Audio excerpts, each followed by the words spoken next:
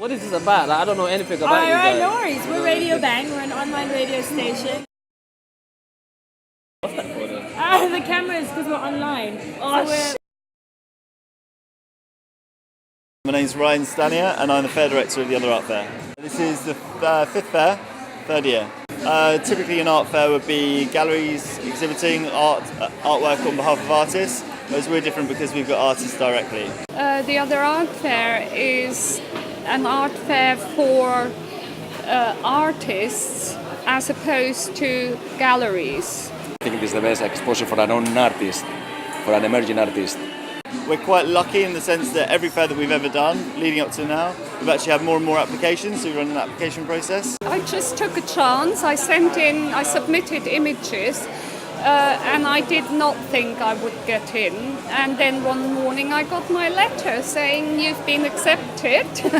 I've made an installation called Meet Me in the City, which is a little cityscape within the exhibition with my artworks sort of within each of the buildings. We've got like a dancing thinkers, which is supposed to bring the dichotomy of the Western world between the Aristotle and Platon, the sky and the earth together in one piece. The piece has got sound itself, like in capture. Yeah. So it's got that pulsating, vibrating effect.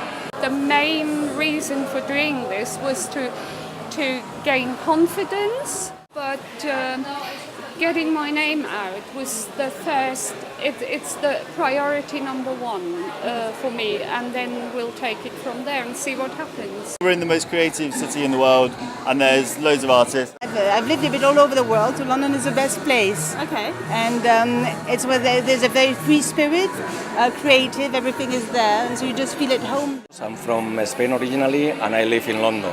Yeah, I live in Sheffield, but I work in London a lot, so I'm sort of cross-cultural. I moved to Berlin about a year ago now, and kind of living in London for the last 28 years, you get used to this little bubble that we're in. I'd like to do the fair in other cities. Such as? Such as New York, maybe? No. Exactly, New York. But also looking at Paris, and we're doing Melbourne next year for the first time.